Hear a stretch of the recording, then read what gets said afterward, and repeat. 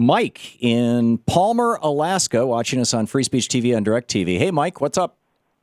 Hey, how you doing, Tom? Very well, thank you. Appreciate your show. You were talking earlier about shaming people into voting. What a concept. It's good. Free. I mean, it's available. Exactly. And the wording in it must be to the point that, well, if you don't vote, you can't complain. Well, and Shano added something to this. He voted yesterday, and he's like, if it was published in the newspaper who voted and who didn't the day after the election, I could look and see if my vote got counted.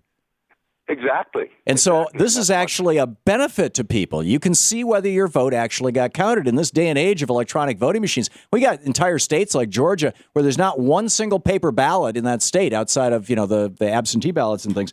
Everybody who votes is going to vote on a touchscreen machine with no paper trail whatsoever. So how do you know if your vote even got counted? Isn't that illegal to not have a record? No, it's not illegal.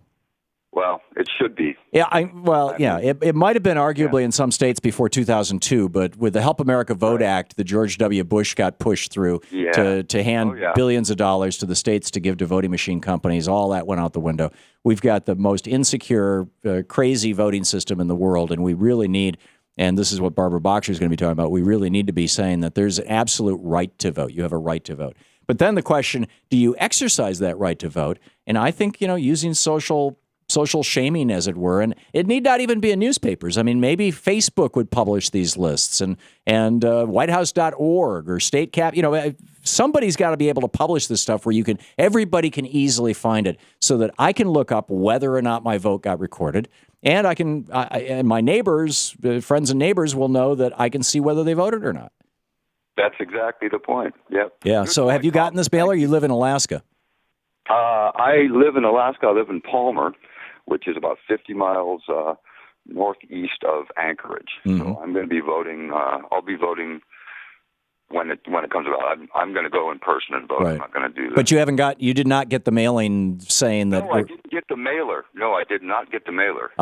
Okay. And again, I haven't checked the mail for a couple of days. Well, but I'm guessing you're not registered as a Republican. This was a mailer that went out I'm a registered Democrat. Yeah, okay. So, this is a mailer that went out from a right-wing group that was funded by a guy who's in favor of, quote, school choice, end quote, privatizing education and turning our children over to the tender mercies of the billionaires.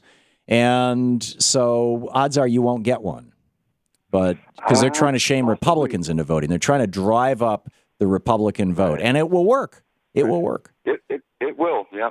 Oh, hopefully it'll backfire, and the Democrats will get out and vote this year. Yeah, I hope so. Mike, thanks a lot for the call.